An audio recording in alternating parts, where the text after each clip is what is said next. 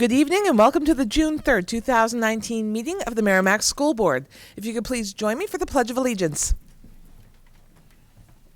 I pledge allegiance to the flag of the United States of America and to the republic for which it stands, one nation, under God, indivisible, with liberty and justice for all. Thank you very much. Item number 2 is public participation. Anyone from the public that would like to speak, please come to the microphone, state your name and address for the record. I don't see students, so that won't be a student. They should be studying. Seeing that, we'll close public participation. Item number 3 is legislative update, and I do see a legislator in the audience. So, Rosemary Rung, if you'd like to come and join us, and thank you for coming. Thank you very much, and I'm sorry I missed the previous meeting. I was going to do an update. I didn't realize it started at 6, and I had another commitment, but I sent you the update. Things in Concord are winding down. Our session calendar ends, I believe, on June 27th. It's the last day we can act on committees of conference. So I'll give you a final update on what happened to bills that were acted upon and those that were retained for this coming year. But what I wanted to just alert you right now, as far as the budget that's coming out of the Senate, the number that's holding true is that Merrimack would get an additional $219,500 that they could either apply to budget with voter approval or be returned to the taxpayers.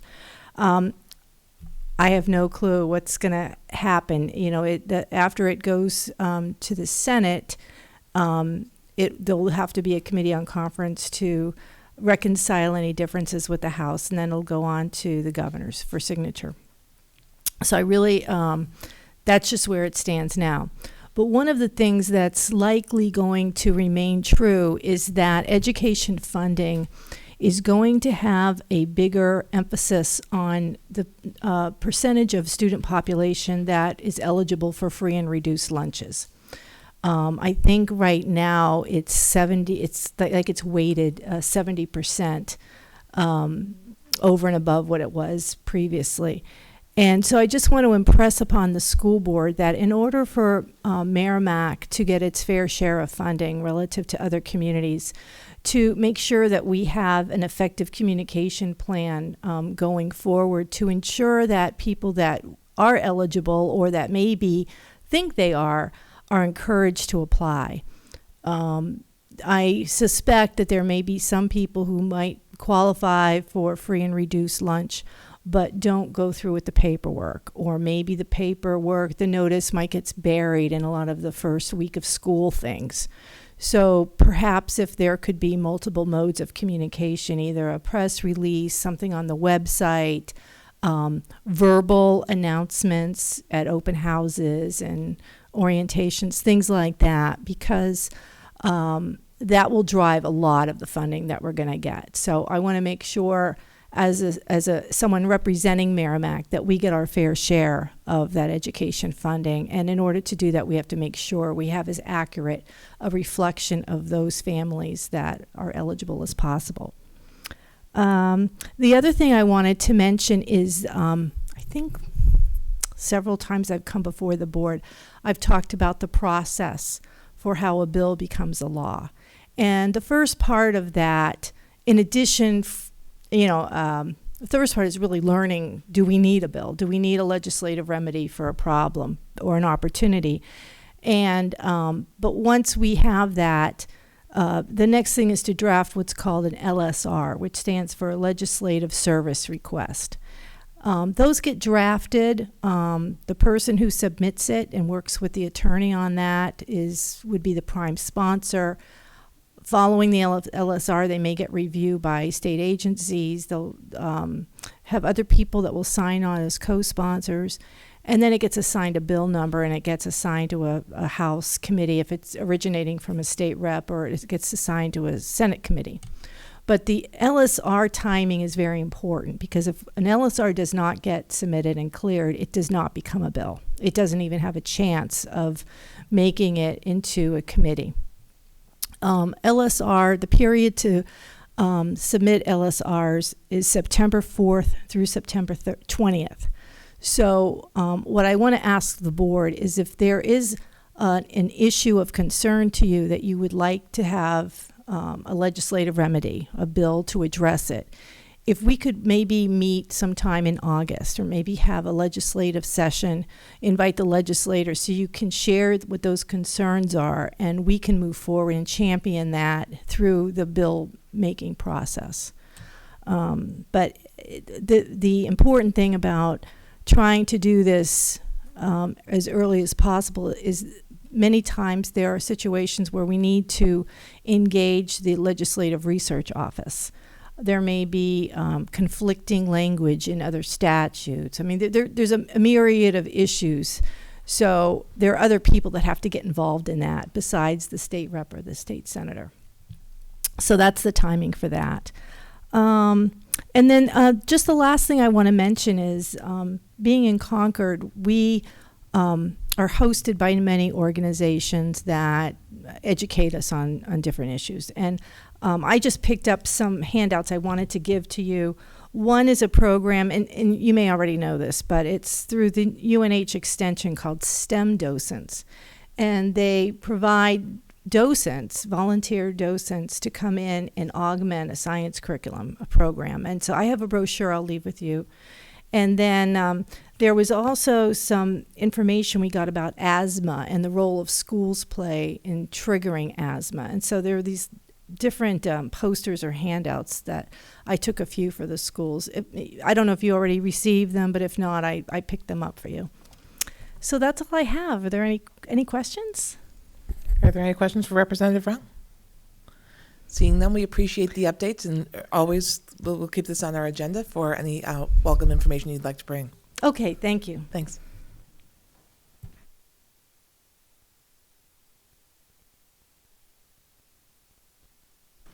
And we're on to item number 4, which is preschool progress and projections with Kara Cave and John Fabrizio. So welcome and thank you for coming.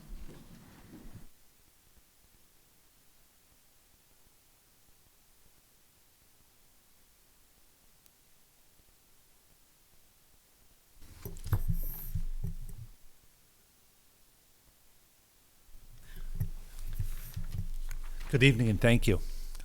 It's a pleasure to be here tonight with one of the outstanding educators that I have the pleasure of working with every day. And I'm here with Kara Cave.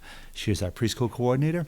Kara is new to Merrimack this year and has done a wonderful job coming in with some fresh eyes and seeing our program and helping us all look to the future a little bit. And you'll hear a little bit about that tonight. But also we'll talk about some of a familiar topic to the board that we've talked about is some of the areas that were reported on by the state.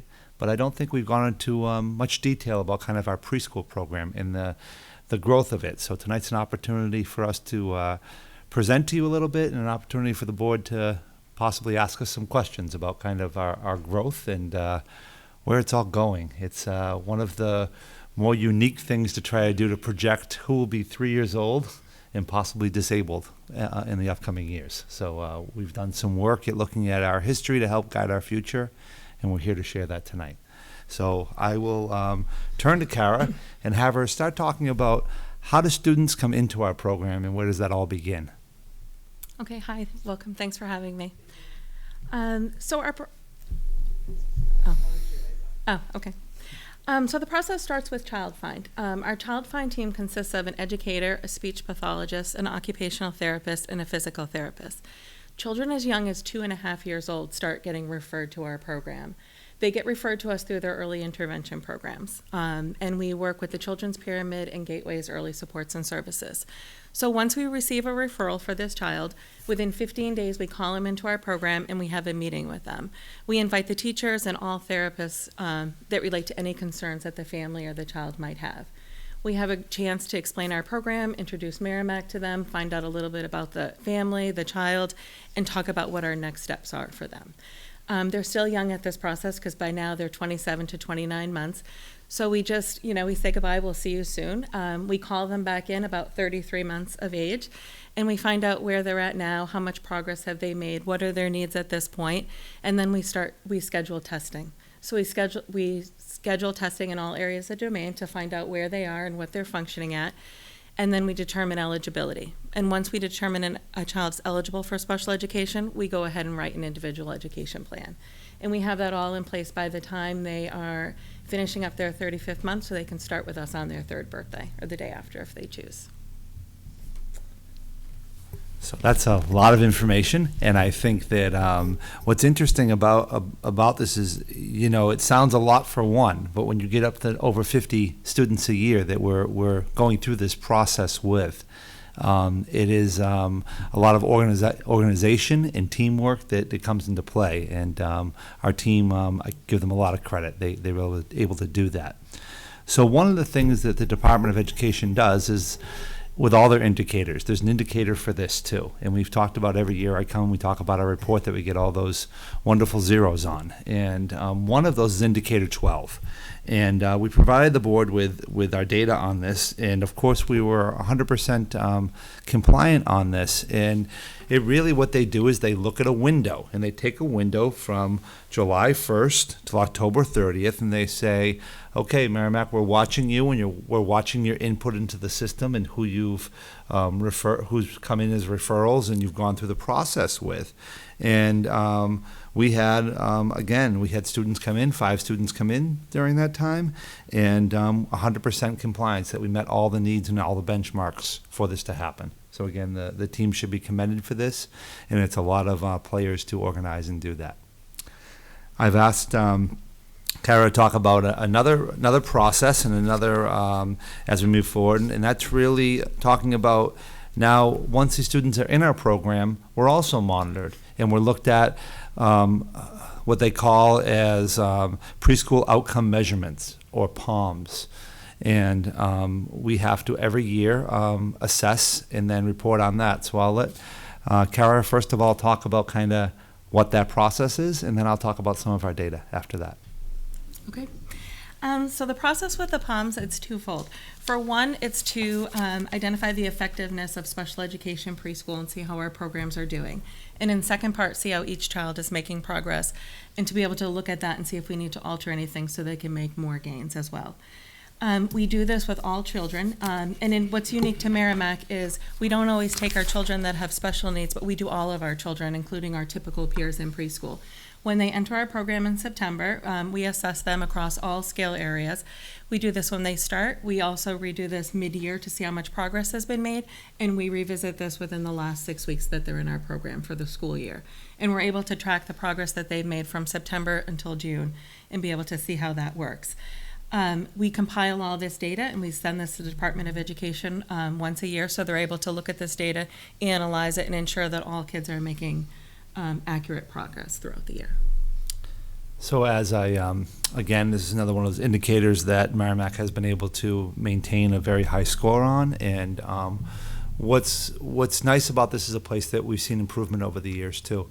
And I think that they're measured in 3 different categories. The first is the percentage of preschool children who IEPs who demonstrate improved social emotional skills, including social relationships. And of those students that were measured in Merrimack, we had 95.8% of our students making progress. The state target is 80%, and we much succeeded that, which is nice to see with our group. And then students who were functioning at age level when they came in, and they were already at age level where they should be, but did they improve too? And that's a question for us. We want all students, as we said, to improve, and that's why we assess all of our students in the preschool. And you would see that 71% of them did make improvement, and that's above the state's target of 62%. So again, we're above there. And the second indicator, in indicator B, it's really looking at the early language skills and the literacy skills, and are those improving? And the state target then was 80%. Well, in Merrimack, our students had 100%. So 100% of those students that came in that were deficient and below in that area all made improvements. And that's pretty impressive, and it's nice to see that. And then those students that already came in at level and where they should have been, again, we saw 89% of them improve also, and the state target was 62%. 61%. So it was really good to see improvement across all the students again, and a good target for those kids that already came in were making large gains in their language acquisition skills. And then finally, of those children in the program with behavior and showing appropriate behaviors, and it's interesting scale for a 3-year-old, but showing appropriate behaviors at a 3-year-old level that came in that were below that level.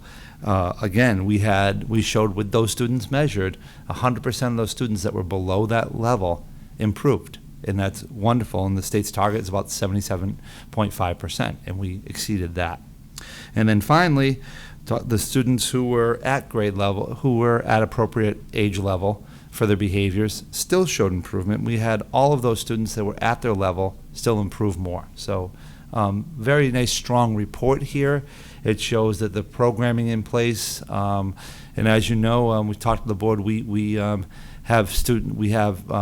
teachers in the program that are special education teachers who are certified in special ed, but we have a joint classroom of kids who are both typically developing and those that have special education needs, and we're able to work as a community together with a lot of support and be able to help these students all improve, which is nice. We're going to talk about some more data now, and we're going to shift gears a little bit. And now we're going to get into so where have we been over the years? Where is our growth? And where are we going? And kind of what are some future needs that both Kara and I are projecting as we move forward? And then a little request at the end. So we'll always start with data, so I'll let Kara start with that data. Okay, so we went back, and I think you might have this form. We started to go back and we started to look at the last 9 years of the MEET program to see how far that we have grown.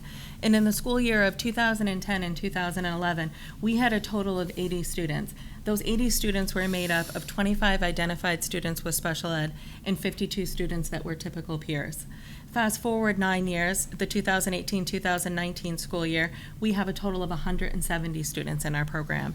85 of these students are identified for special ed, and we have another 85 students which are typical peers. Throughout the course of this school year, we have received 58 referrals, and they have come in, and I did kind of outline how many referrals that we get per month. On average, we can get anywhere from as low as 1 per month in the month of December, and we went as high as 8 referrals per month, and that was in February of 2019. And it varies. Our referral process will go throughout the year. We're already starting to get more referrals with children that will turn 3 over the summer and then into the fall of next year. So we're continuing to grow. Some of the trends that we've noticed as we've assessed children this year and brought them into our program is that we're receiving a lot more referrals for students that are having challenging behaviors at their child care centers and are not being successful there. Children that are not exposed to early learning opportunities. So the very first time they come in and have special ed testing, this is sometimes the very first time that they've seen puzzles and shape sorters. So it's very new to them. Many of our students have articulation issues, and it's very hard for us to understand them and for others to understand that their needs. Attention, and we're starting to see a lot of anxiety in children this young. It's starting to come out. The MEET program is very popular for our typical peers. The registration process is very competitive, and many of our families would like to join our program. We were able to take in as many as we could for the 2019-2020 school year, but we still have 28 families that are still on the list that would like to be able to join our program if there was space. Thank you.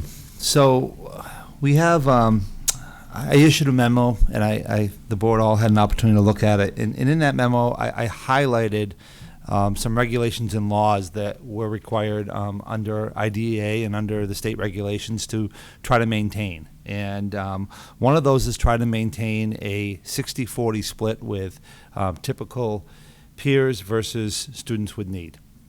And that typical split is ideally 5 students with need and 6 that are typically developing, and that helps us keep our ratio in the classrooms. We try to stay between 12 and 14 students in our classrooms. That's usually with a teacher and 2 paraeducators to support our students, unless we have a student with significant needs and we may have to add another support within that classroom. Right now, here comes the problem. I think that we looked at that growth, and to grow from 80 to 170 in a pretty quick time, you'll see, and we have the capacity to grow more. And right now, we're limited in our ability to fill those classrooms. We're at capacity with 14 in every classroom right now.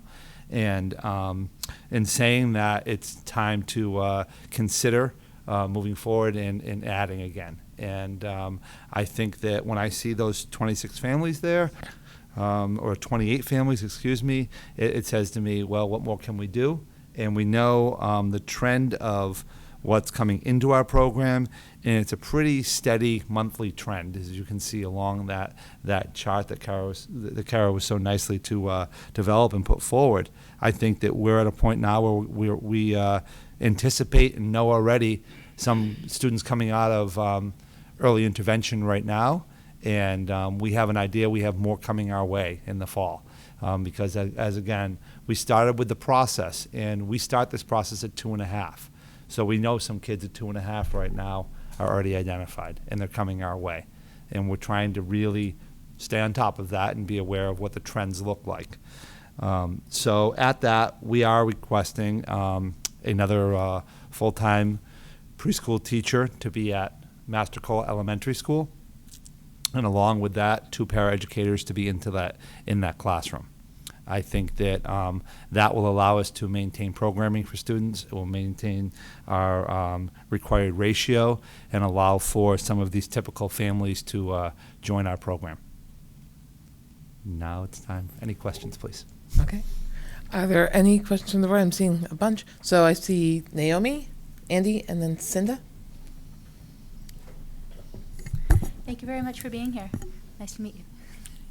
I have 2 questions, unrelated questions. The first one is popping back to the improvements, the 100%, 95%, and so forth. And this is just curiosity on my part. It says substantially increased across these. I was wondering if you'd give us a sense of what that means. You want to start? Okay.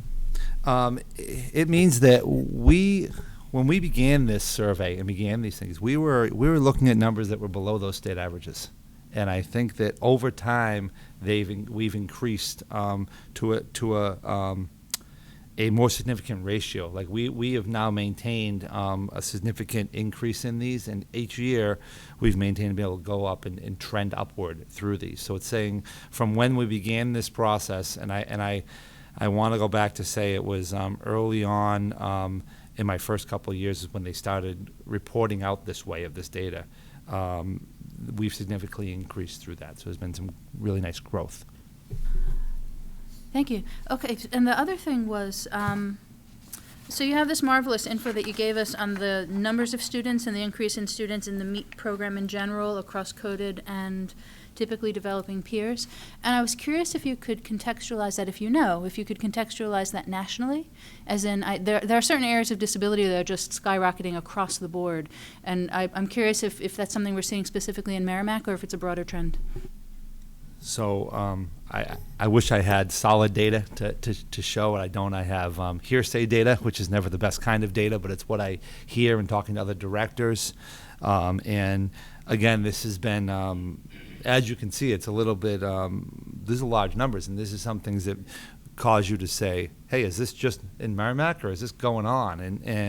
And I've talked to the other directors around the state, and I happened to have an opportunity to go to a national conference this year too, and it was on every topic. It seems preschool right now seems to be the place the federal government's looking at. It's a place we're all looking at because of we're seeing things like anxiety, behavior disorders, things that typically we didn't see. There was a rarity that we would talk about a child with anxiety in 3rd grade. And I think that we know more as society. I think all the work, we talk about the work our mental health group has done, and we talk about looking at how trauma affects students and sometimes manifests out in anxiety. I think that's got something to do with it.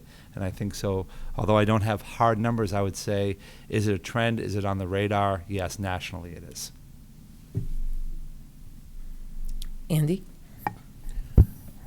So one of the questions that comes up a lot is so when the typical peers come in, they use the MEET program as a preschool program, just like they would some of the other providers in town. Now, full disclosure, and you know this, my son was in the Kids Inc. program back way in the day, the precursor to MEEP, as a coded student. So I completely understand the concept.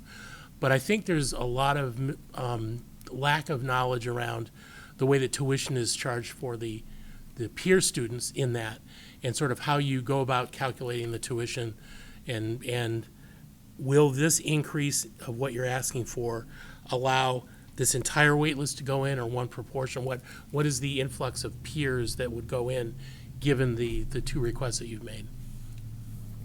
That typically in the classroom, how many peers would you have to do some math probably in your head quickly, but I realize this isn't an easy one, but it's the 14 is not a good divider. Right, No, right. it's definitely an easy divider. If we were going to add a classroom, we would have a morning session and an afternoon session, and we would be able to take 8 typical peers in the morning and 8 typical peers in the afternoon. So we could take 16 off of this list. Now, Oh, oh, go ahead. sorry. No. And my follow-on question was, what do you know just off the top of what the typical tuition is, either per year or per semester or whatever, for one of these part-time students too? Okay. I can do it per month. So if a child comes 2 days a week, it's $130 per month. If a child comes 3 days a week, the monthly tuition is $150. And if they come 4 days a month, the monthly tuition is $170.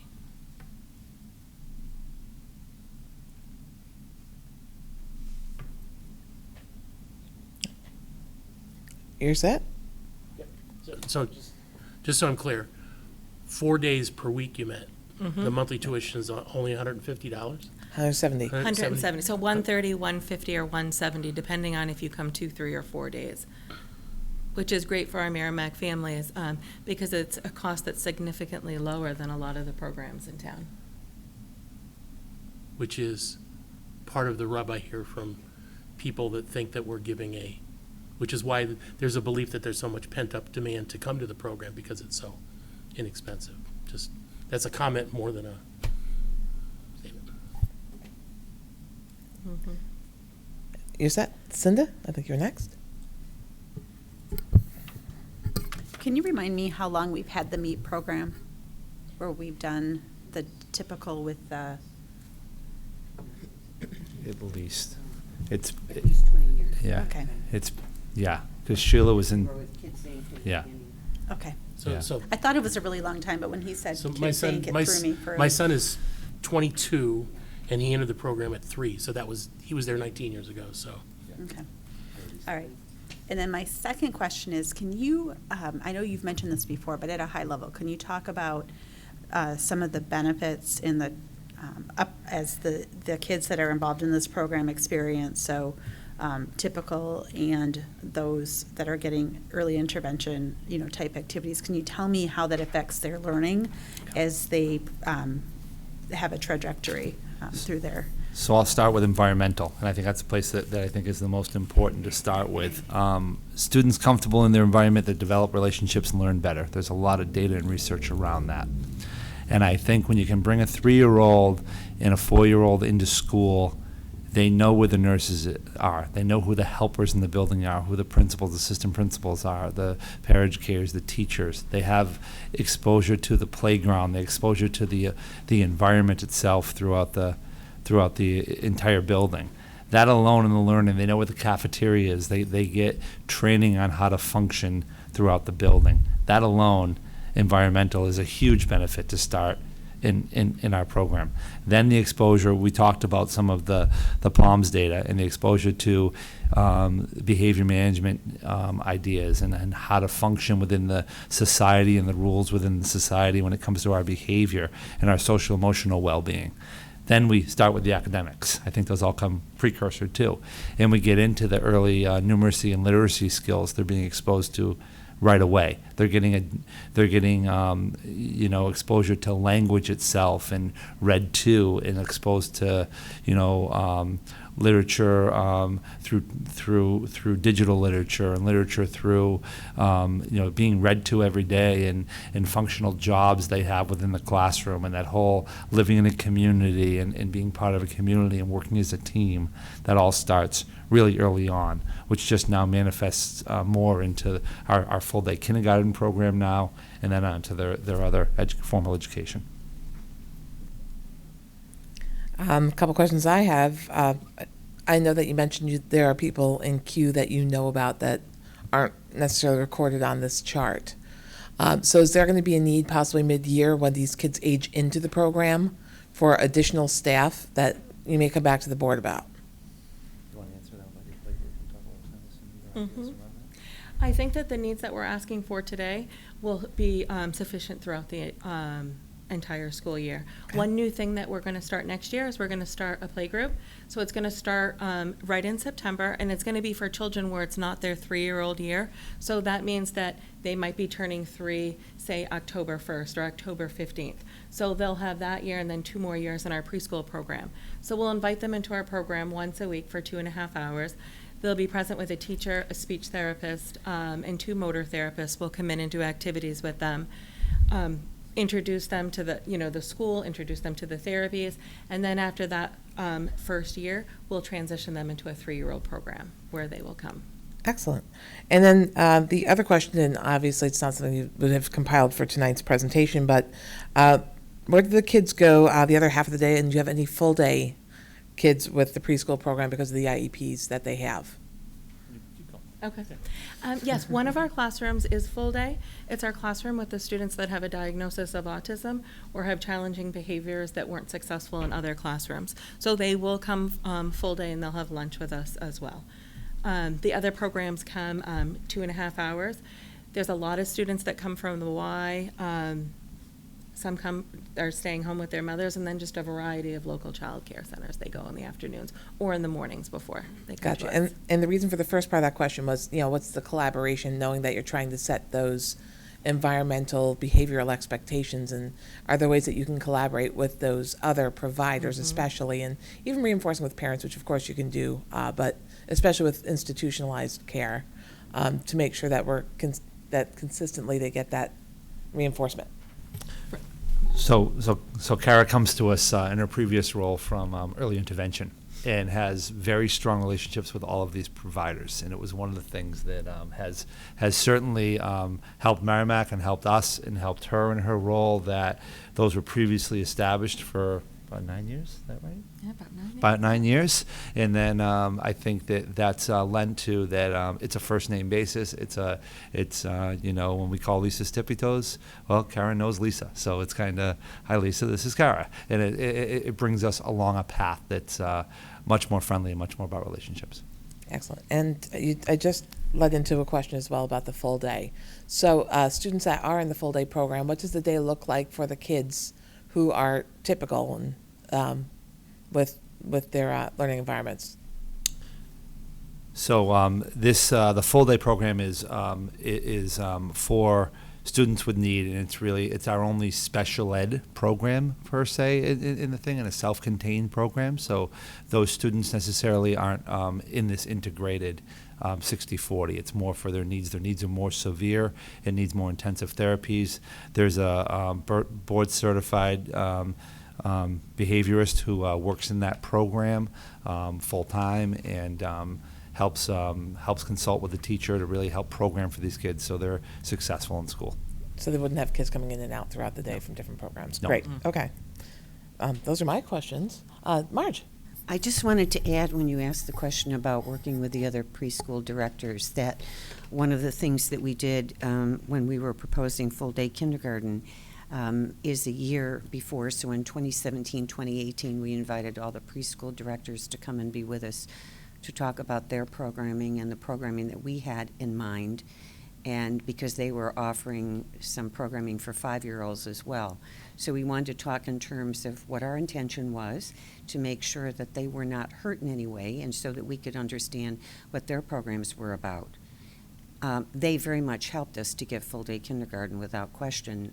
They asked us very important questions that they shared with their parents, and that helped us, I think. Likewise, they said, this is very important to us, and we want to continue to meet with you. So we had a meeting in the fall and a meeting in the spring. And there are certain things that we're about offering for training that they want to be party to. So I would say we are probably more closely aligned in the last 2 years than we've been in a long time, which I think is important for all programming for 3 and 4 and 5-year-olds. Important for you to know. Excellent. Thank you for adding that. Naomi, and actually let Brandy go first because it's her first round.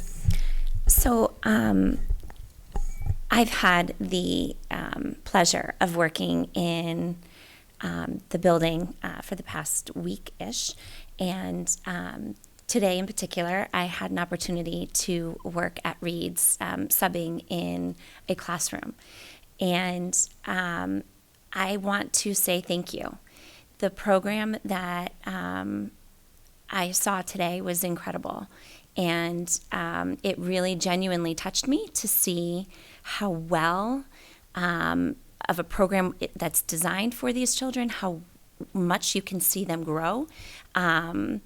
It truly was a pleasure, and it speaks volumes to the program that you guys have outlined for our children.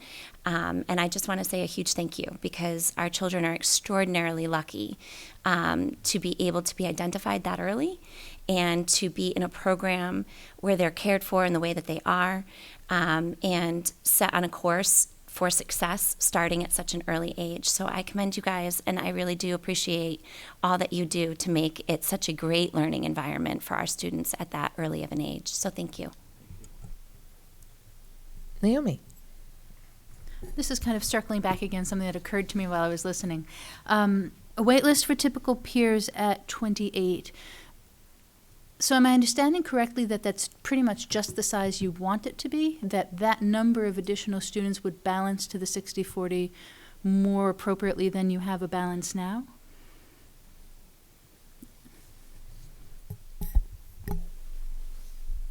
If we added, yes.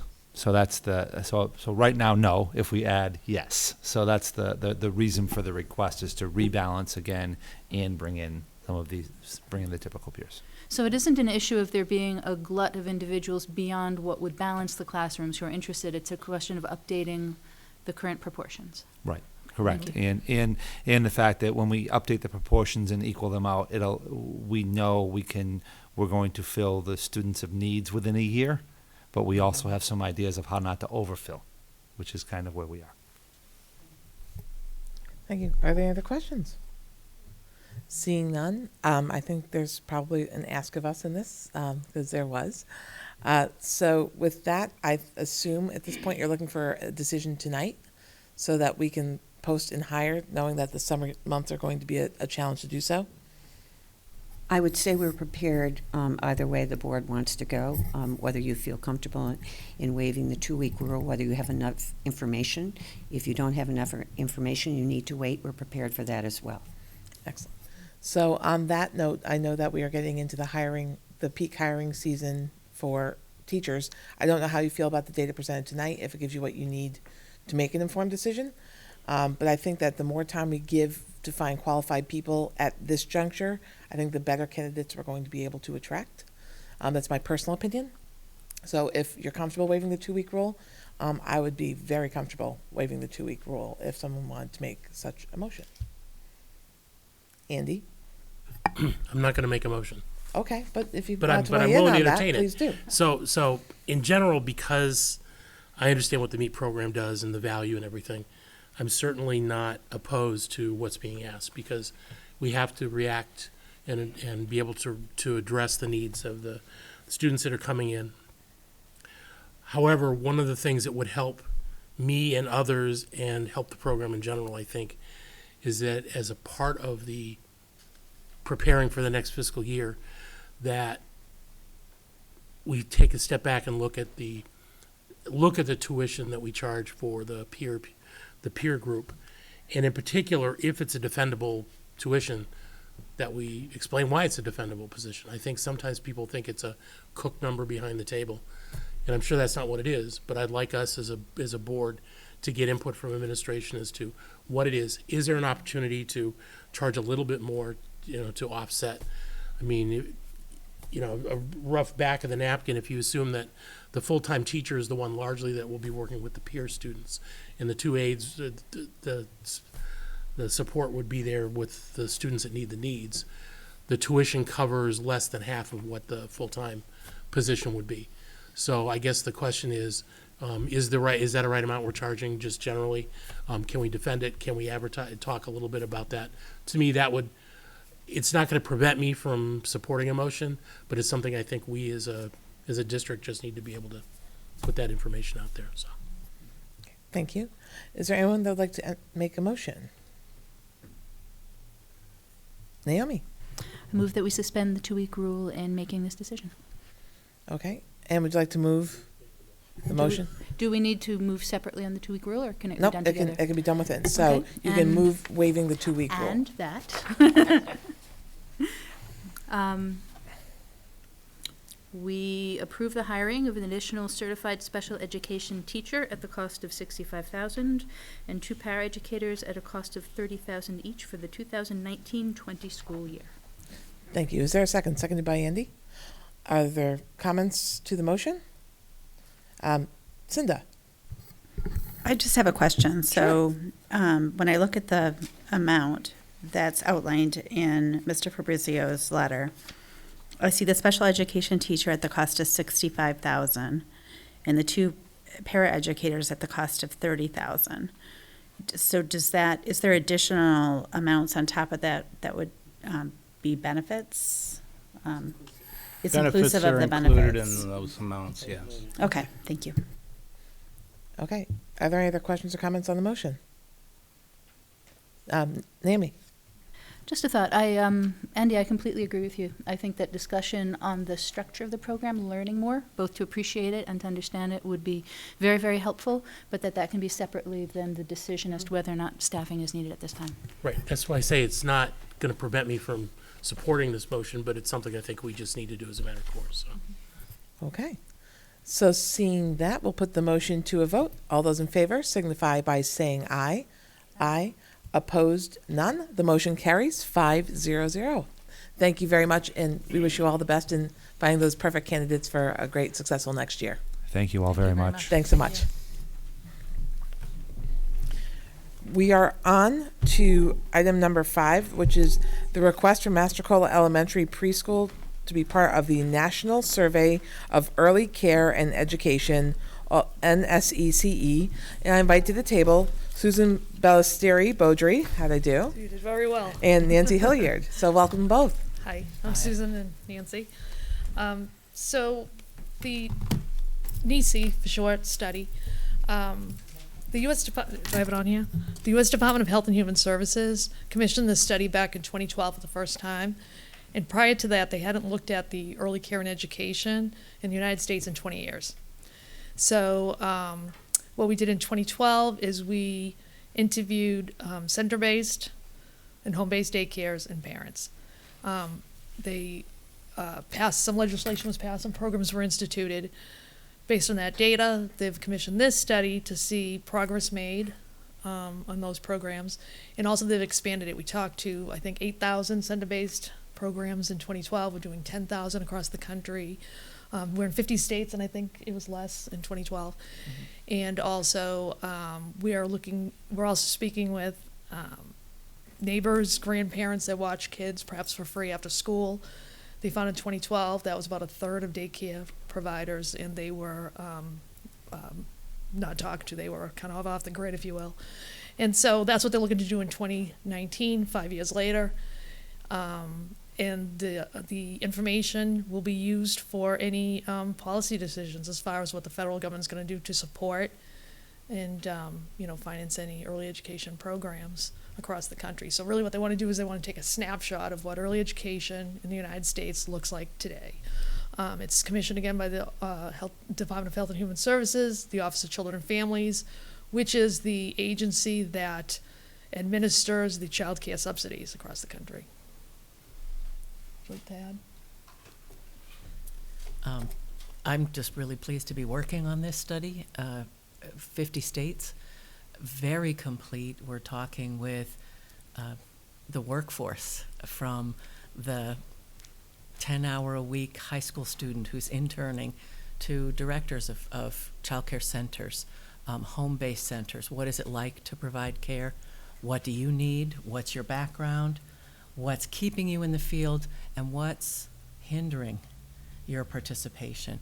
And then, because everyone is scientifically selected at random from state licensing registration lists to addresses in the neighborhoods, we're going to families randomly and getting a very good idea of what the child care need is in the area where the child care centers, the home daycare centers, and the grandparents and older brothers are caring for their siblings. What is the need? What's the availability? What's the affordability, the accessibility, all things that you have been talking about today. And as a proud New Englander, I really hope that we can raise the bar, you know, by comparing as favorably as we may across all 50 states, how we care for our children, what we offer them, what our understanding is. Some of the questions do involve how many special needs children do you care for? What are your needs there? Do you turn any away? Yeah. Yeah, Do you you turn have to any turn away? any away because you cannot accommodate them? These are all questions that are asked. And so we're getting information from home-based care and other private daycare centers that do turn children away because of these behaviors that you were mentioning today. So really, to get back to the administration of children and families, what is going on? What is going on with the parents and the children and the providers right here on the ground? So, thank you. Okay. Are there any questions about the study? And Naomi, I see your hand up so far. And Andy is as well. So we can get some questions going. Who wants to go first? So I don't know who to ask this question to, but when you were describing who gets surveyed, you talked about providers and instructors and those, but then you talked about parents. So my question is, if we talk about students that are part of the MEET program, as an example, how is there a way that the district would reach out to the student, the parents, to find out the parents that would want to participate? Because there's this whole privacy on Right. identifiable information and all that stuff. Go ahead. I'm a little No, curious. I need Susan to clarify exactly who, relative to the Master Cola community, would be asked. She gave you the big perspective of the whole study in the United States. Right. But now, if you would just focus in on who would be the respondent or respondents that you'd be Sure. interested in. Usually a school district or a school leads us to the respondent. We always ask for who's most knowledgeable about your enrollments, your staffing, and your finances. And I believe we're going to start with Kara Cave, and she will put me in the right direction of the person that I'll want to speak to. It'll be that one respondent for the particular school. Part of the questionnaire asks about the classrooms, to identify the classrooms, ABC, 1, 2, 3, whatever it is. And they will zero in on one classroom for particular data about the classroom. Then they will ask for the names or initials, first names only, of the teachers, paras, instructors in that classroom. And they will randomly select one staff member, one workforce, we call it, one teacher for us to speak with. And they have a shorter 20-minute segment. So the selection of the teacher is more at random. It's a computer algorithm. And your district will decide who it is we speak to about our main study. Nancy? Could I go right to your, because it is all confidential, we can't have you go to the parents in your school. We're not naming the students.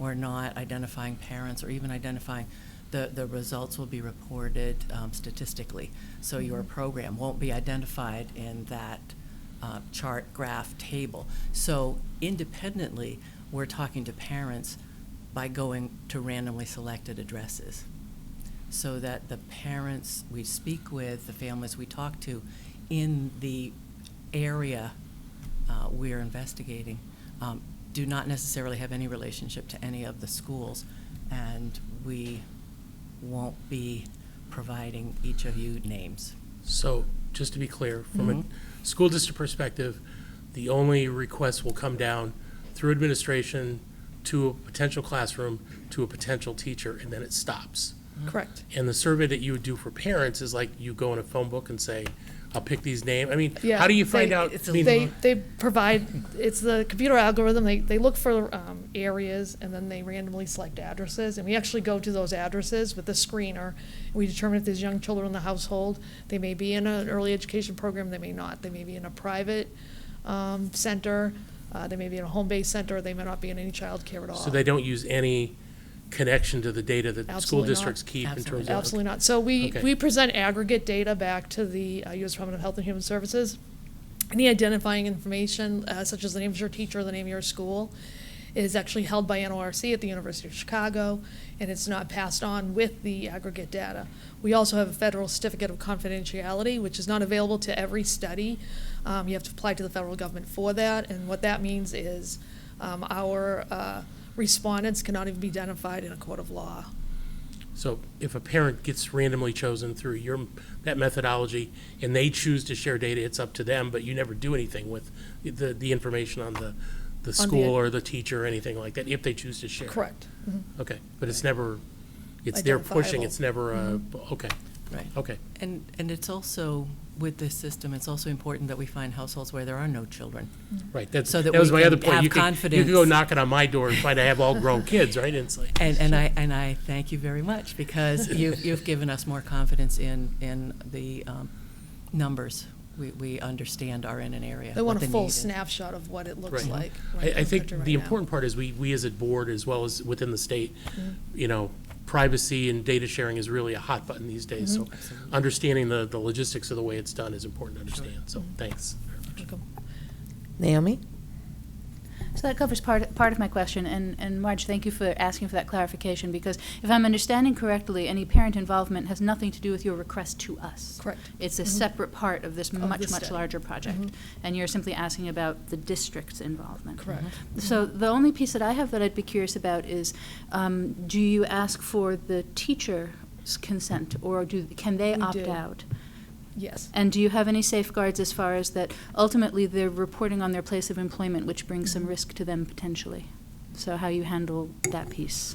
Could you, I'm not sure what you mean by risks. Whenever somebody's asked to talk about a structure, their reporting structure at their place of employment, when it's research, it's useful to make sure that that isn't something that can be brought back to them. I have full confidence that our teachers would Yeah. only say wonderful things. Yeah, it's but- not evaluative at all. The workforce study, and I'm trying to remember if we have material on it. The workforce, there was a brochure in You the had yours packet. out. You had yours out. The I didn't classroom, it have was called it. the classroom. The workforce in questionnaire, classroom staff, it's not evaluative at all.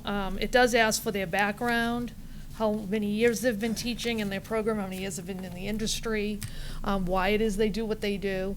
It asks about how much time they spend working on their curriculum. It asks some demographic information. It asks questions about, restless sleep or an appetite, because they're looking at stress to the workforce.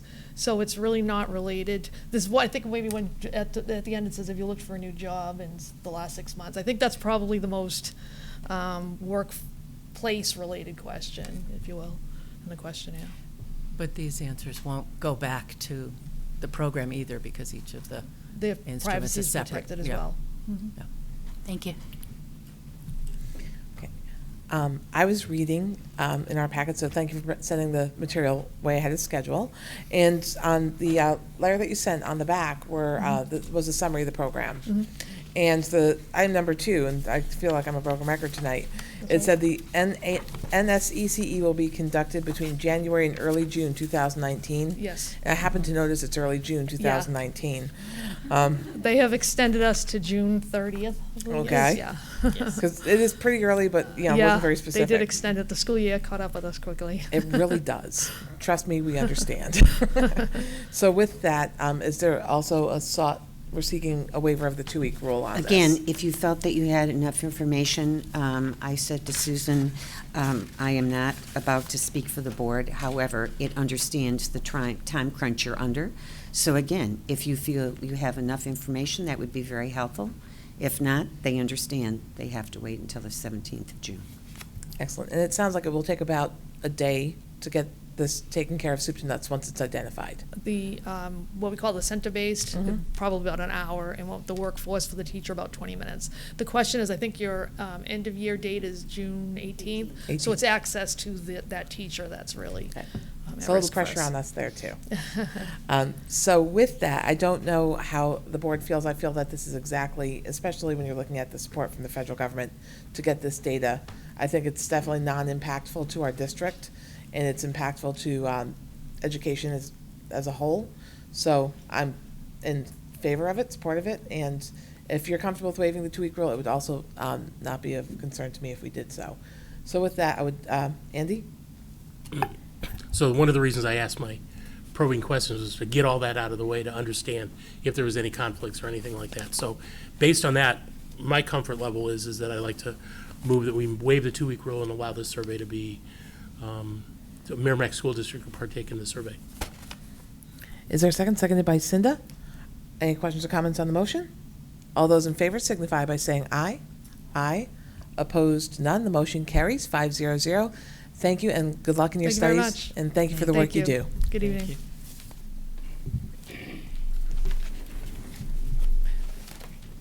And we are on to item number 6, which is a report regarding our school bus driver shortage. So I invite to the table Greg Stinson, the Student Transportation of America Regional Vice President. Good evening. And if you could introduce, I would appreciate it. Thank you so much, Greg. Good evening, everybody. My name is Greg Stinson. I'm the Vice President of Operations for Student Transportation of America. With me tonight, I have Michelle Bancroft. Michelle is our Operations Manager for our local Merrimack school bus terminal. Is your microphone on? They said they left it on. Oh, They yours did isn't. not. The green lights are given away. They're very sensitive, so if you just Mine's brush it on, but sometimes. I'm vertically challenged, so. Shut yours off. That's good. I just want to start off by thanking the board for the opportunity to attend tonight's meeting to share with you the state of school transportation for the Merrimack School District. The number one challenge that the industry faces right now is the availability of qualified school bus drivers.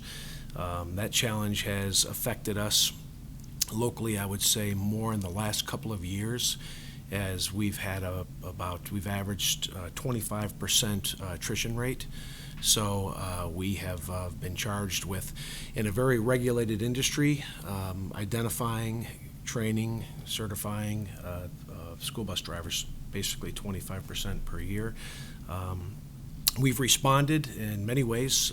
One is from our facility. We upgraded our facility. We have a new nice terminal right in the center of town, nice visibility, for folks driving by to see that we're there. We're creating a professional environment for our folks, have them proud of what they do. They're excellent drivers, very proud of our drivers, as you know.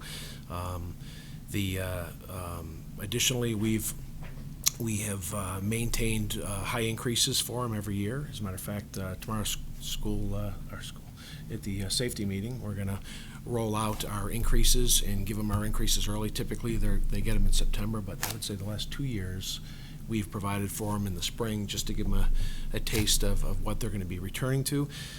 Those increases have averaged about 7%. So they're like $1 an hour clip. Right now, what we do is there's staggered wages. So there's a 0 to 1 starting wage, and through experience, obviously, we pay them higher up to over 10, I believe, we have a good number of drivers that have been driving for many years.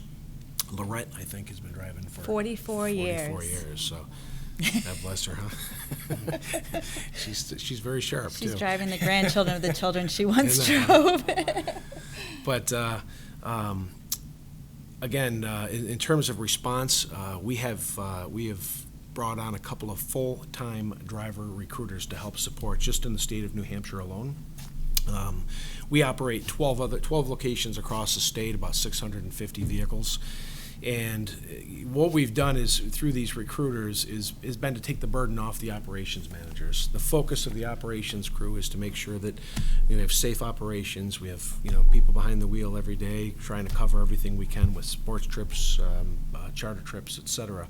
So we have continued to invest in this challenge. And actually, I brought a couple copies I'll share with you, but just a recruiting action plan, just to show what we do and locally, and it really goes from from identifying from Monster, Indeed, Craigslist, all the typical things. The greatest luck we've had is, again, focusing on where our two biggest demographics are retired folks and stay-at-home parents. And not only do we want those two demographics, but we certainly want them in the communities that we service, right? We want people within the town. We're trying to keep the economy here, keep people involved that are from the town, familiar with the town, and part of the community as well. So, again, from job fairs, actually we have an open house this Saturday. I'd like to advertise. It's a twofold. It's not just a recruiting event, but it's going to serve as a kind of an orientation for incoming kindergarten kids, like a touch-a-bus event. So if anybody wants to attend, we're going to have some food served, some snacks and stuff for the kids, and try to make it a nice family event from 9 a.m. to 1 p.m., and that's at, or 2 p.m. 2 p.m. 2 p.m., and that's 534 Daniel Webster Highway. So if anybody looking for something to do, then come on by. After graduation, you want to have your barbecue at our yard?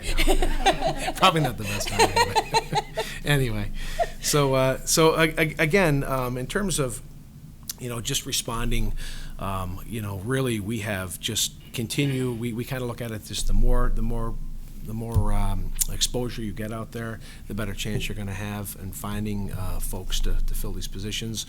I do want to stress that although the attrition rate is high, again, keeping in mind that these, the folks we've lost, has been a lot of medical issues. It's a very regulated industry, and again, I want to stress that we've never and will never compromise the integrity of our selection process. So no matter how critically short we've been, we've leveraged our size across the state. We roster all of our drivers, obviously individually in each district, and then we also secondary roster them. I don't know if that's the right term, Marge, but we list them as additional rostered, from other close terminals. Londonderry, for example, has helped out. Actually, I think they helped out today, so we've managed to kind of work together. The managers do a great job kind of sticking together and helping each other out on a regular basis. So as far as that goes, another thing that we're working on is we had a nice meeting last week, with the Merrimack Police Department. Just something to share informational-wise is we have purchased, I think, about half a dozen, and we have another 10 coming in, stop arm cameras. And these cameras are fitted on the stop arm, this paddle that comes out on the side of the bus, to catch any violators, people driving through the reds. Again, the police department, actually Rich Desmond attended as well and was very supportive and helped us out a great deal in just making sure that we're documenting everything properly. And again, the hope is just to raise the awareness.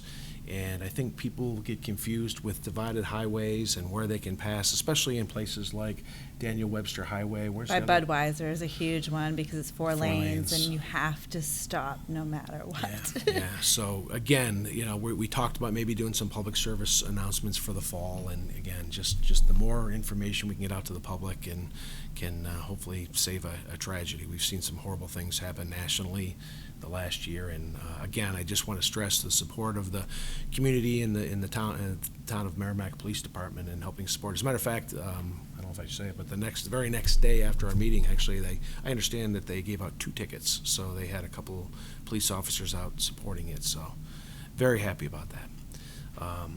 What did I miss? I think you're doing just fine. You've touched just about everything. I mean, we do have people in training. We train all year long, so there's consistently people that are, coming in and being trained. Some do during the process figure out it's not for them, which is a good thing for everybody, I think, because they realize it before they've taken on the responsibility of looking in that mirror and seeing 60 kids behind them. So, but yeah, we're constantly training and trying to make sure that the kids are all, in the safest place possible. So. Yep. And we had, I think, Pat interviewed two other folks this morning. I think we just 2 other interviews. So again, just just to give you some crude numbers here from a number this past year, we had 75 respondents to our ads, and these are like the Career Builders or Indeed, things like that, these electronic kind of application interest forms we send out. Of those 75 folks that responded, we ended up with 12 trainees. Now keep in mind, we go through their motor vehicle records check, we do a BCI check, fingerprint, all that stuff. So, after we get through all of that, as well as, there's a lot of questions, and one of the most simple is do you like kids, and do you like working with kids? So we're obviously ensuring that we're getting the right candidates, the people who want to do the job. But And can medically do it too. That's the big one too, is there are a lot of rules and regulations that are necessary, and they have to meet that criteria in order to be able to move on as well. That's right. So of those 75 respondents I referred to, we ended up with 12 trainees from that number, 7 of which received license, actually 2 more in training. 7 received license, and we ended up keeping 5. 2 of them said, I don't want to do this. So it's typically like a 3-month process from the time you get them into the door to when they're licensed, certified. And again, we have 2 phenomenal trainers right in town, so they're both school bus drivers, and they subsidize their time in between routes, supporting training for new candidates, as well as doing evaluations for our existing driving staff, and obviously responding to any safety issues that may be brought up by any community members. So I drag my grandkids to, playgrounds and hand out cards. Me too. Gotta bring the grandkids with you, otherwise you look weird, but whatever we can do. That's right. The state of New Hampshire, on the other hand, passed some legislation a year or so ago to form a study committee to look at the driver shortage in this state. And one of the recommendations coming out of that study committee was to allow drivers to collect unemployment compensation during the summertime. But that hasn't gone anywhere at this point. And now the recommendation is to form another study committee to look at the driver shortage all across the state one more time to see if they could come up with some sort of solution to help them out. I know we've partnered with STA, Greg and Michelle. They've been tremendous to us and in working with us to put out flyers to the elementary schools so parents have them, and that's where your market is. Yes. Any people who stay home during the Stay-at-home day, parent, yeah. they can actually, take their kids on the bus with them. We've had that happen in the past. We've allowed that. And we partnership with the Merrimack Police Department all the time. We have such a terrific relationship with them, as well as the fire department. And them getting together with the police department recently to kind of try and stop the progression of cars passing when the lights are on and off. Lights are flashing is, I think, a tremendous effort on their part, and the police department to get together. So that's a very important thing that we're all trying to work together. So the driver shortage, there's a lot of people trying to get that moving along, and then the safety issues that they've contacted and tried to make for better. Working with the police department has really kind of shown their dedication to the town of Merrimack and the kids that they service. So that's just my little 2 bits at the end. So thank you. Thank you. Are there questions or comments? Cinda, Andy. I have a couple questions. So from what I've read, this, I would say shortage isn't just specific to New Hampshire, it's national. Can you tell me a little bit of, maybe in the study that was done by New Hampshire, or based on the knowledge you have as to why that is, why there's the shortage? Is there any insights into that you can share? Yeah, I would say number one is increasing regulation, more specific to medical clearance and things like that. But more or less, it's because of the unemployment rates going down, and quite honestly, it's affecting right now. It's affecting like 95% of all school districts. So it is industry wide. I'm responsible for the Northeast region, and again, there's not a location that we have a surplus of folks anywhere. You know, you might be lucky enough to have 1 or 2 people, but nobody would say it because they'd be afraid of jinxing themselves. But those folks help support the other districts. But I think it's additional pressures. I mean, I would say, and I'd be remiss in not mentioning that, you know, we appreciate greatly the relationship we have with the Merrimack School District, and it's very important to have that relationship where you're not perceived as being a commodity, you're perceived as being a partner, and we truly are a partner here. We feel like a partner. We're appreciated every year. We have our startup meeting, and everybody shows up. Mark shows up, Matt shows up, the principals show up. I mean, everybody shows to show their support to the drivers, and it means a lot to them. You know, obviously the district has a transportation coordinator, and Rich Desmond is very responsive to those drivers' needs, and that's important too. And I have to stress that because they feel appreciated. And you know, in an environment now where everything's on Facebook, everybody is just blast the person without knowing the facts. I will say that we have 100%, have always had 100% support of the school district, and that's very important. And we don't lose drivers in Merrimack because they don't feel appreciated. It's a high stress position, as you can imagine. Yeah. So but most of our attrition has been, I'll say, more medical related and people retiring, moving away. And it's just tough getting people in the door, you know, through, again, 3-month process to get your training. We pay them through training. We have a sign-on bonus. We have a referral bonus that's $1,500. So if Michelle refers a driver and they come in, we'll pay her $1,500 and then pay the new employee $1,500. So we're just trying to find every way to get folks and encourage folks just to give it a shot. I think one of the things too might be a little bit of fear. I know when I started quite a while ago, I wouldn't drive our 20-foot Winnebago. I was petrified. And my kids, I needed to do something because I had 4 children. I couldn't afford daycare. And working nights just wasn't working for me. So I was like, you know what, I'll try the training, and if I like it, great. If not, well, I tried it. And here I am almost 20 years later still doing it. My baby's 19 now. So, you know, it kept me home. It paid for the groceries. And, you know, I was able to help support my family and see my family and get to be paid to go on, you know, field trips. I mean, I got to see my daughter's field hockey games, and, you know, I get paid to watch them. So it's like really cool. But, yeah, just as a point of reference for effective actually today, our starting rate is $17.75 an hour. And it goes up to $19.50 an hour. Now that doesn't take into consideration all the other retention bonuses. We have $300 retention bonus every single year. They get it twice a year, $150 twice a year. Excuse me. We have safety and attendance bonus. We actually, after we were fully staffed, I think in December, right around December, January, Matt, we lost some folks.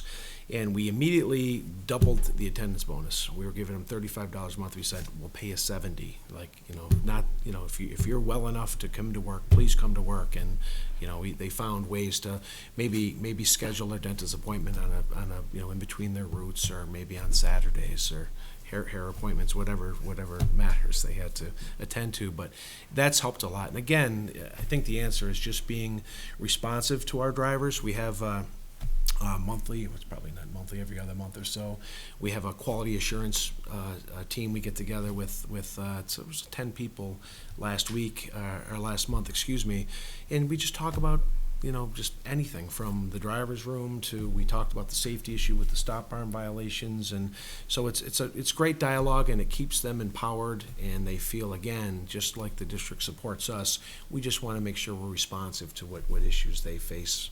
And again, just trying to focus on retention, just keeping those folks, keeping them behind the wheel. Those are the safest people we got, so we don't want to keep them. So I would add to that. So I know I heard you say that there were flyers that went to the elementary schools. And do we have one on our website? Do we have information as to, like, if someone's listening? We have from time to time where it's been posted up there. Okay. Could we put that on there now? Yeah, we can refresh If there's it. anyone listening at home, then and they think that this might be something they might be interested in, they can go to our website. There's also a lot of people this time of year checking the website for dates and, all sorts of what the next calendar is for the next school year, things like that. So if we could put that on the website, maybe that will help you out a little bit. Absolutely. The third thing I wanted to say was thank you for getting those cameras, the stop arm cameras. And I really appreciate that. I've witnessed it myself down in the area where you were talking about. I couldn't get a license plate, but I saw, and I thought people must not realize that because it seems like a highway that they have to stop. But thank you for getting those, because I think that helps get the word out. It helps make sure offenders are caught so they don't keep doing it. And so thank you for doing that. So the question regarding that is, I know you got it for only some buses. Are you then strategically using those buses for those areas where you're getting a lot of complaints? Because I'm sure you do get those complaints from either the police department or the public calling you directly. So the ones that are already outfitted are the ones that go on DW. Some of our biggest affected areas are Society Hill, Webster Green, Priscilla Drive, like right by Walgreens, that area. Turkey Hill has a lot of them, so that's our next outfit. Is to get some of those buses over there, as well as Wire Road and Bedford Road, the main ones, where people think that they can do 60 and a 30, and eventually you meet up with something in the road, and it's usually us, and we try not to have kids cross, but inevitably, if a child drops something, or if they are, not paying attention, I mean, anything can happen. We have the kids at Society Hill that wake up late and try to go to Maple Ridge to pick up the bus. Well, we can't control them because there's, the walking signal there, so they just get on their own over there and we pick them up, and just anything can happen. We're trying our best to make sure that we can get plates, because when you're driving and somebody goes through your reds, your main concern is that child. I'm not looking for a license plate, I'll be honest. I'm not looking for the make of the car, I'm not looking for the driver in that vehicle. I am making sure that child does not move. And so these cameras now allow us to go, okay, somebody went through my lights at this time, pick it up, get the plate, and then turn it into the police department. No, that's great. I'm glad that you have that. The follow-up question to that is about cameras inside the bus. Do the buses have cameras in all of them as well? They do. Okay. Every bus is equipped with cameras. That's what I thought. Yep. All right. I think that, one final question. You had talked about the attrition rate being 25% now? The last 2 years. The last 2 years. How does that compare to, let's say, the last 10 years, generally speaking? Oh, it's significantly higher. Yeah, I would say we've been your transportation partner since 2012. I would say we really weren't affected until the last few years, and again, that's where it kind of mirrored that unemployment rate. But I would say it's probably prior to that. I would say it was probably 10%. Okay. Yeah. All right. Thank you. Yeah. Andy, then Naomi. Cindy had quite a list of questions. Asked some of the ones I was going to do, but I guess I'm going to be very pointed and say I'm of the belief that you need to have cameras, these stop arm cameras on every bus, because I live on a road that's not one of the ones that you listed. And my kids are older now, but I remember a day where a guy stopped behind the bus and purposely pulled around, almost hitting my kid because he just didn't want to wait. He didn't feel like it. So for me, what I'd like to understand, and you can work through Matt on this, is how many buses will not be equipped with cameras when you get done with this effort, to understand what that number, and then we as a board work to see how we can solve that and make sure every bus has a camera, because it's probably one of the hottest things that I see on social media these days. Yep. And a lot of it's on the main roads like you've described, but it's everywhere. And it's not only having the cameras there, but having it known that the cameras are there. So if somebody pulls up to a bus, they can't say, well, nobody else will see me or the bus driver's busy. They'll be monitored as well. And I think it's important that we change that to reduce as much as we can that risk. Yeah, if I could answer that, I would just say that is not a financial decision. We'll have, I think with the 10, we'll have about a third of the fleet retrofitted. And the concept is they will all have it. I think it was just priority first, and then trying to manage it, trying to figure out how we can manage it. And I think once we get comfortable with that, we will continue to add cameras onto them. So I would hope to say in the next year, we would probably have them all retrofitted, so it's just going to take a little bit of time, I think. And again, we identified those high infraction areas, but I couldn't agree with you more, Andy. There's not every bus. What's good for one is good for all is our motto. So Yeah, it's just, no matter where somebody's at, they're in a hurry no matter whether they're on a busy road. I mean, the excuse is the same. you're It's right. just where they're at. Good so. point. Agreed. Okay, thanks. Naomi? So I was wondering, I wanted to pick your brain a little on that same topic, mostly because I'm curious. There are definitely the people who don't care or don't pay attention enough, and those things, I'm not saying they don't exist, but from the sound of the sheer number of people who pass, I'm wondering if there is anything coming down the pipeline as far as the ways that buses are configured in general. I mean, I realize a red thing should be enough to stop people, but clearly it isn't. And so I'm just curious what's happening within the industry as far as that discussion. Well, that's a great question. I would say it starts with routing, and we're certainly fortunate to have Michelle, who's a routing aficionado. Any busy streets or anything, we really limit anybody crossing. So everything we try to do as much right-hand side as we possibly can. However, realistically, for time constraints and based on the street, sometimes obviously we can't control that. However, from an industry side, right now it is cameras, unfortunately. There's no other way. I think we've looked at, and actually we're experimenting with some, using maybe strobe lights on the stop arms, something that kind of on a sunny day burns through the back of your eyes, kind of a thing. So we're looking at added features like that.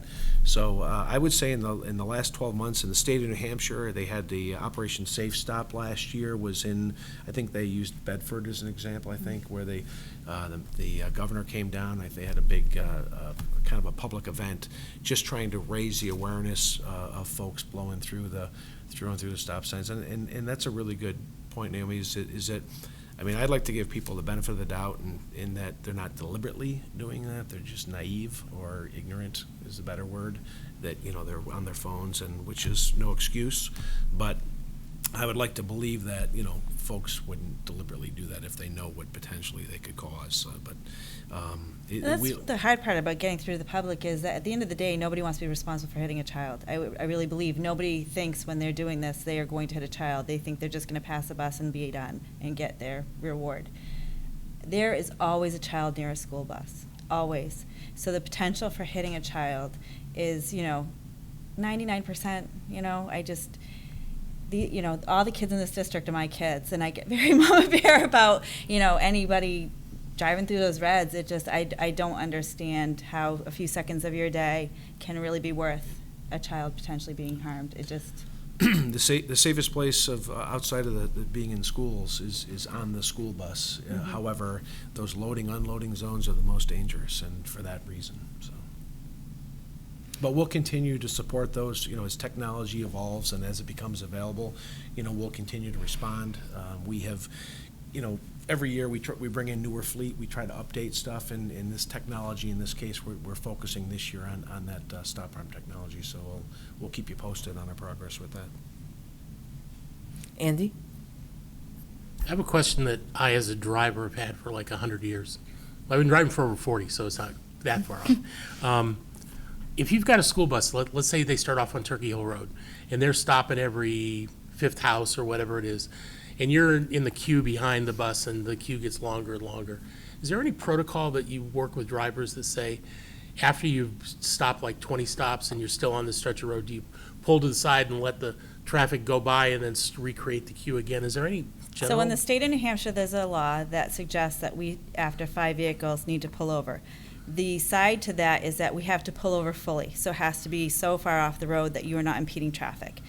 On Turkey Hill, I don't know where you'd find that. Right. That's not a good example. Right. So on Bedford Road, there's a few places we are able to pull off to. The other downside to that, but we do it, is that you never get back into line. You will watch 100 cars go by you, and then sit there finally for a week waiting, you're just right? sitting there with the kids behind you, going, "It's okay, we'll get back out there soon." But yeah, whenever there's 5 cars or more, we do recommend, and it is law, that they pull over if they can safely do so with getting all the way off the road. Okay. It's just one of those curious questions. Thanks. Excellent.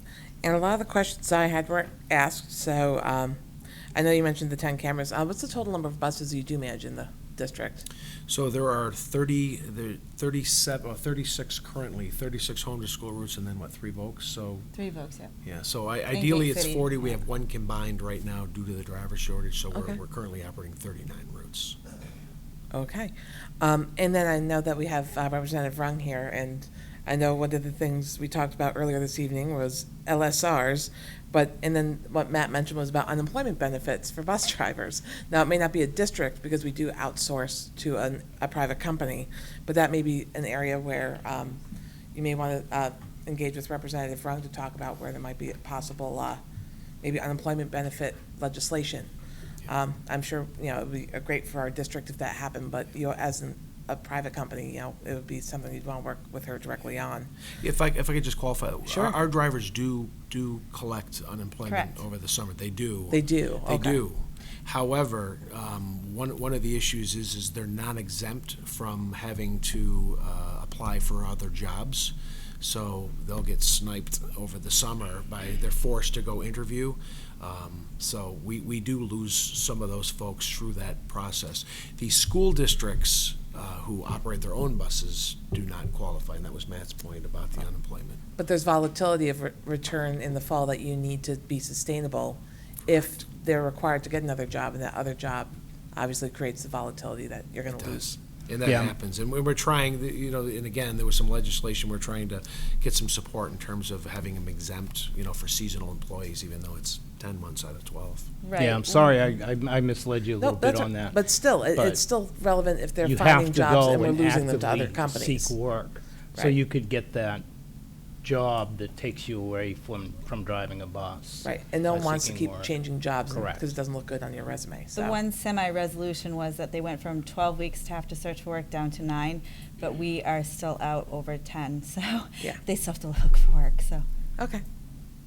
And then the other thing I was looking for cameras, it may not be something that you're dealing with because you're saying it's not a cost thing, it's a bandwidth thing and you're going to get them all covered. But it's more for, again, Representative Rung, but I know that we are one of the luckier communities in the state with our demographic and things like grants for schools like Oyster River who do have their own bus fleet and we took safety grants for cameras in our schools. Are there safety grants for cameras for the bus arms? And then for those who are privately owned like yourselves, who are struggling, probably you'd rather put the money back into your employees if there were things like tax breaks if you had them on the buses. So just things to consider more governmentally. But I feel like I have a captive audience right here and putting her on the spot. But it's like Appreciate that. Yes. my gears are turning about all the things that we can do to make the market better for you to hire the best people for us. So, but those are the things I was thinking of just in your dialogue tonight. So it all came together nicely. So thanks for staying, Rosemary. Thank you. So those were actually the things I have. I also want to give you a kudos. On top of everything, I think that the signage around town that you're hiring is very well done. I have a marketing background, so I look at these things from perspectives. And I think that, everything that you did tonight, I do hope people really, who are plugged in, really share out that you are a good employer in this community and definitely worthy of consideration for employment. So I thank you for all that you try to do to get the right people in place, and the job that you have to get them there is really tough. So thank you for that. I know we'll keep in touch with you regarding, we really do want to make sure as much as we can have transportation for our athletics. We know that it's something that you can't commit to because it requires the people that you don't have. But those are things that maybe as the market improves for you, that and all this legislation Rosemarie's going to write is going to fix everything. So, but on that note, Well, and I do have to say, the teachers Yeah. this year and the athletic directors have been amazing with working with me. I mean, there has been times where we're like, all right, you're only going to Nashua. Can I drop one set off and go back and get the other set instead of having 2 buses? And they're like, yeah, that's not a problem as long as we're here by this time. And just really helping me help them kind of make sure that we all get the kids to where they need to be safely. So it's been awesome. I love it. Yeah. Great stuff. So those are my questions and comments. Are there any other from the board? Or I think we're good. Thank you so much for taking your Thank time you. out tonight. And we look forward to the last day of the school year where it's going to be the Very longest close, day for you. We're not cutting down or anything. Nope. But you're going to have your hands full. They're going to be very punchy. Thank you very much. Thanks so much. And we are on to item number 7, which is the review and approval of the document entitled General Assurances, Requirements, and Definitions for Participation in Federal Programs. And I turn it over to you, Marge. Thank you. So enclosed in your packet was information regarding fiscal year 2020 federal funds general assurances. This is exactly the document that you would have seen in your packet last year as well.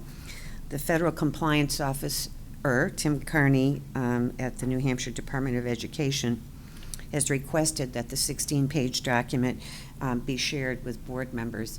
It's not good enough just for the chairman of the board and for me to go through it, but the notion is that you have a general knowledge of what those assurances are. And then the thought is that Shannon and I would go through, and you can see at the bottom of each page, it's to be initialed. And then on the very last page of the document, we sign off. And what that says is that we are trying to adhere to these assurances and that we submit this back to the Department of Education so that when they go through an audit, they would have a series of documents from all of the respective school districts. That didn't used to happen. It would just come to the superintendent. And the thought on the part of the commissioner, and I think I told you this last year, was that Commissioner Edelblu really felt that school board members did not have any knowledge at all about what the assurances were. So that's the reason it was put into place. So this should look similar to what you saw last year. And the other thing is the document must be returned by June 30. Once again, if you feel that you're comfortable with it, I would like your assurance tonight, approval, so that Shannon and I could go through and sign it. If you feel you need more time for the document and it needs to be put on consent, then note we have June 17th as well. So we have a bit of a window to get it done and get it submitted to the department. Cinda? I don't have any questions, but it makes sense, I think, to try to give that authority sooner rather than later. I know that our superintendent's really busy trying to wrap some things up, and it's just one thing to get off the plate. I would make a motion that we provide that authority to our superintendent and our board chair to be able to complete this documentation and not put it on consent agenda. Yeah, thank you. Is there a second? Seconded by Brandy. A little fast on the upturn. I love that. Okay, good stuff. So are there any questions or comments on the document? It was a really good read, all 16 pages, I'm sure. Excellent. So all that being said, all in favor signify by saying aye. Aye. Opposed, none. The motion carries 500, and we'll initial away and sign later. Thank you. On to item number 8, which is scheduling summer board meeting dates. And in your packets, you have board meeting dates and sample calendars. And at this point, we're looking at one meeting per month. And I think, as it's always been the case, if business requirements require us to meet additionally, we can always call special school board meetings. We've done it for things like a flurry of enrollments in Thornton's Ferry in second grade specifically one year. But wherever we need to do that, we can do that. But at this point, to have standing dates, one per month over the summer, has been sufficient historically. And we're looking to do it every 3 weeks. So like the middle of the month. So we're looking at July 15th. And if you're unavailable but can call in and want to do that, just let me know that too. And then August 19th is the other date. Are there thoughts on availability? I know. Cinda? The August date works fine for me. On the 15th, I will most likely be able to call in, Okay. but I will not be able to attend in person. Sounds good. Andy? I'll be honest, I have no idea, so I Excellent. have no reason to say no or yes, so Perfect. I won't hold up the cogs of progress here. Sounds good. So we've always been able to do that, and I've actually run meetings where I've had 4 people on the phone, not in this segment, but in this environment, but one was from China, so that was even interesting with the leg. So, but this should be pretty easy if we have 1 or 2 even, so we're in good shape. So with that, we'll go with as planned, and again, Mark, if you have any additional needs for business to be conducted, don't hesitate, we're here. It's the job we were hired to do, so. Thank you. Thank you. So item number 9 is request to hire at will, and I'll give it back over to Marge. Thank you. So every year I come to you at this time and ask that we be granted permission to hire at will, because we're in a competitive market, and when we're trying to hire professional staff, we're really up against it if we have to wait till the one meeting in July and the one meeting in August. It has worked out well for us these past years. And so what we do is we give them a conditional contract, and then we wait for the superintendent to nominate and the board to elect in the respective July and August. But we wouldn't do that without your permission to go forward. Cinda?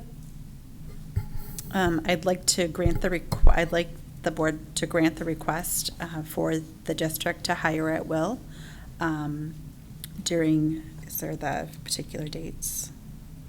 During the summer months, when we only have one school board meeting each month. Is there a second? Seconded by Brandy. Any questions, comments to it? All those in favor signify by saying aye. Aye. Opposed, none. The motion carries 5-0-0. We're on to item number 10, which is new school board policy.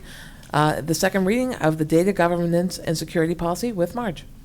Thank you again. And so you remember, at our last meeting, Director of Technology and Library Media Services, Nancy Rose, was here to introduce this policy. We are very fortunate to be aligned with the New Hampshire School Boards Association for, in fact, knowing that this was a necessary policy. The attorney, Will Powers, went forward and crafted this in conjunction with the Department of Education. And so you have it before you, and what I asked at the last meeting, because it is rather a dense policy about a very important topic, I asked if any of you had questions to submit them to me ahead of time, simply so that I could do some information gathering. Hearing nothing, I felt that more than likely you were satisfied with what had been introduced to you before, and you need to know that probably the more important consideration will be the data governance plan, which will come to you, which would be formulated over the summer and will come to you. To have a policy in place by June 30 is the initial thing that we need to do as a district. And then off of that will come the plan. That's the document that I think that you will really perhaps have some questions, concerns, and so on. So I look at this as a first step. So if you are content with it, what my hope would be is that we would then place this on consent for June 17th, and then we will meet the requirements by the Department of Ed. Andy? So I have no issue with that, but my only question is there a deadline that we're working for to have the plan in place? I would say it probably would be early fall. I only say that because in the summer there will be elements put together. What we have to show is a good faith effort, because it's got lots of parts to it, and it's just not Merrimack operating alone. The beauty of New Hampshire is that we understand the significance of collaboration. So that you remember that Nancy talked about being a part of COSIN, which is her professional organization. So all of the directors of technology are working together under this, in this group of people, if you will, because we're all needing to do the same thing, which is to come up with this data governance plan. And so I would just say, given summer, I would be surprised if it would come to you on August 19th. I would better say it would come to you perhaps the second meeting of September. Would you agree? Yes. Because Matt and Mark and I and Nancy are all in it together. So you're in good hands because everyone's working on it. But realistically, I just think it's going to take until September. I just want to make sure we weren't running up into some state deadline that we were going to bumper. No, you have to show a good faith effort. This is so comprehensive and it's got so many moving parts. And remember, it comes off House Bill 1612. So better to take your time and cross the T's and dot the I's than to just give over something to you that's going to have to be revised and revised. Right. The good thing is that everybody's about doing it, so we're kind of all being herded together. And the nice thing is that a lot of collaboration is taking place, because it would be very expensive to have each district have to go off unto itself. And in this particular case, COSIN is doing a lot of work on our behalf. And so you should be pretty satisfied with the plan that comes before you in the fall. Are there any questions? Seeing none, it was, I think, pretty well written to the law, so we'll put it on consent, and if anything comes up between now and then, please let Marge know. It would be tough if we did pull it off consent and had to, we'd either have to vote that night, or we would have to hold a special board meeting to be compliant with the law. So if there's something that comes up, sooner the better. Can't say that strongly enough, which I did, I think, at the last meeting as well. So with that, I think we're in good shape, though. It looks good to us. It looks good to me so far. So on that, we'll go on to item number 11, which is the acceptance of gifts and grants under $5,000 with Matt. Thank you. The first gift we have is from an anonymous donor to Reed's Ferry Elementary School in the amount of $651.69. This generous gift is received to cover the negative lunch balances of all students at Reed's Ferry Elementary School in order to help them out. So that is a very nice gesture. Amazing. The second one we have is from the St. Patrick's Parade Committee to the Merrimack High School National Honor Society. It's payment to the National Honor Society members to carry banners in the St. Patrick's Day Parade in Manchester. That should be a nice touch, seeing Merrimack there in Manchester carrying the banners. So we just thank them for that. The amount of the gift was $1,200. Andy? So I actually have a question. The second one, it's a gift or grant, but it says payment for the Honor Society. This is not like payment for services rendered. This is a donation because the National Honor Society chose. Correct. It's just the wording was. Yeah, it's not a payment to the. Okay. It'll be going into the Honor Society student activity account. Okay, For them to use. it's just the word, the description was a little Yeah. strange. That's right. So. Excellent, but the penmanship was wonderful, because sometimes you get those and they're hard to read, let me tell you. Right. It was clear enough so you could see that, right. So I move that we accept the consent agenda. I mean, sorry, wrong one. Yep. I move that we accept these gifts and grants as presented with our sincere thanks. Is there a second? Seconded by Naomi. All those in favor signify by saying aye. Aye. Opposed, none. The motion carries 500 with our gratitude. On to item number 12, consent. We're going to let Mark present it before you make the motion. Okay, Andy? Good stuff. Okay. I'm just jumping through the agenda. There we go. You Moving are. right along. Thanks, Mark. So, on consent tonight, we have the approval of the K-12 physical education curriculum. In addition, the approval of early admission to kindergarten and grade 1. We have the following educator resignations and retirements. Kathleen Barnfield, special education teacher at Thorntons Ferry School. Karen Egan, special education coordinator at Thorntons Ferry School. And Lorraine Fay, 5th grade teacher at Mastrocola Elementary School. Mastrocola Upper Elementary School. I'm sorry, and then finally Kim Kelleher, a kindergarten teacher at Thorntons Ferry Elementary School. In addition, we have the following nominations. Molly DeRoche, grade 1 teacher at Mastrocola Elementary School. Alexandra McCafferty, grade 5 teacher at Mastrocola Upper Elementary School. Megan Pearson, grade 2 teacher at Mastrocola Elementary School. And then administrator nomination, Michaela Champlin, assistant principal at Thorntons Ferry Elementary School. Marge? Before there is an motion in a second, I want you to know that the list tonight takes care of those teachers that were reduced in force.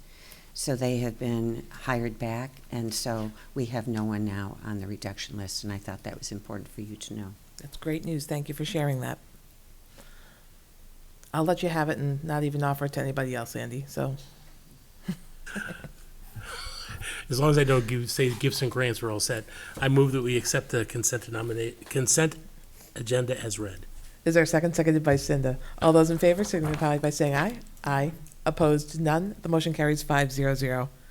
We are on to other correspondence. Is there correspondence to come before the board? We do have in our packet a special education report that came to the superintendent's office, that we meet requirements in plan indicators 4B, 9, 10, 11, 12, 13, and 7. And 8.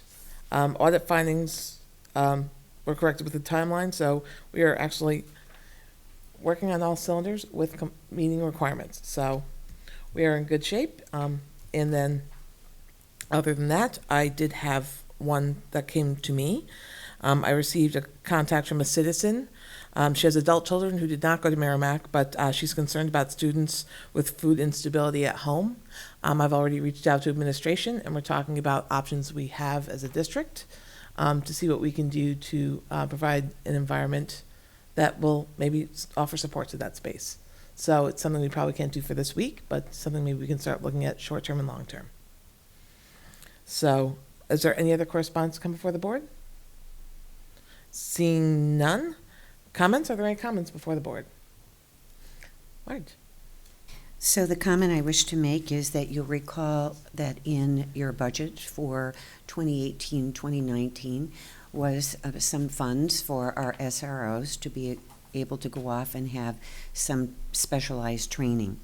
That training was taken, and last week the 2 SROs provided training for all of the leadership team. Off of that will come some training for our staff in the fall.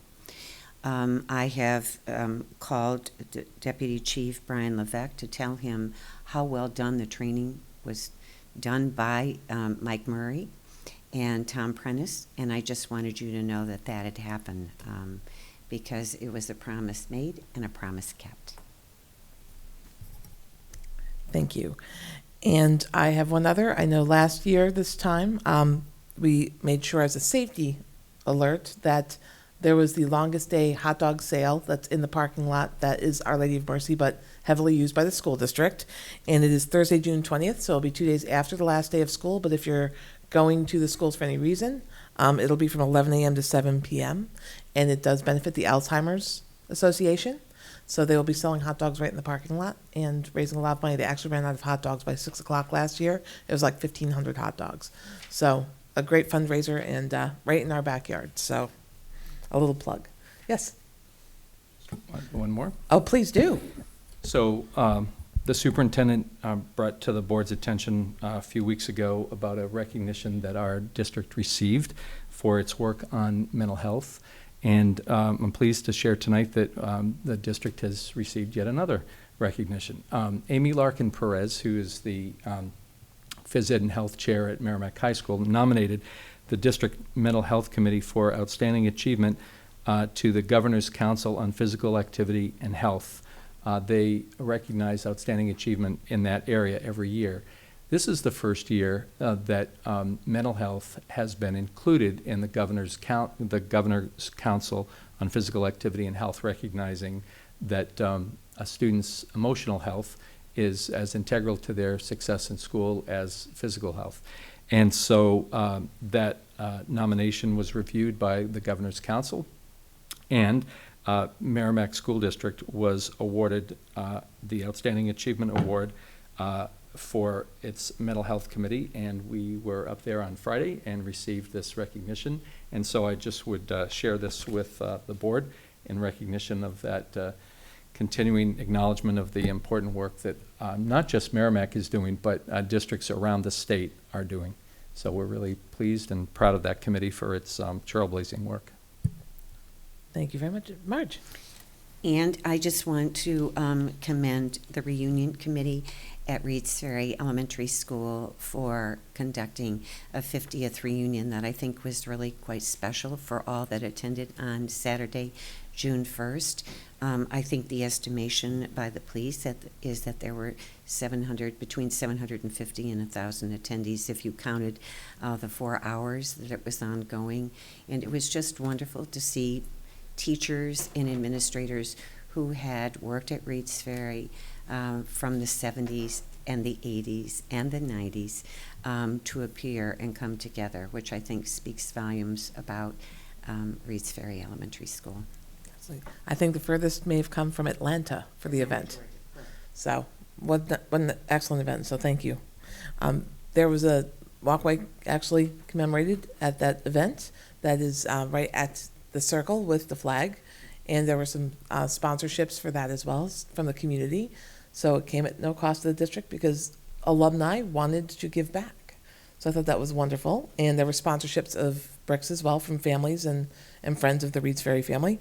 And there's also a dedication of a lilac, which was for Marge and her years of service to the district and at starting her career at Reed's in 1978 as our assistant principal. So it's definitely has a legacy to be held up. So with that, are there any other comments before the board? Seeing none, any new business for the board? Seeing none. Going on to committee reports. Are there any committee reports from the board? Seeing none. Public comments on agenda items, number 16. We are running out of public, so we are going to, Rosemarie is yielding, so we're going to take a moment to sign the manifest, and I will entertain a motion to go into non-public session per RSA 91-A:3, Roman numeral 2, sections A, B, and C. Moved by Cinda, seconded by Naomi. Brandy, how do you vote? In favor. Naomi? In favor? Andy? Yo. Cinda? In favor. And I vote in favor. The motion carries 4.5 to 0 to 0. Thank you and good night.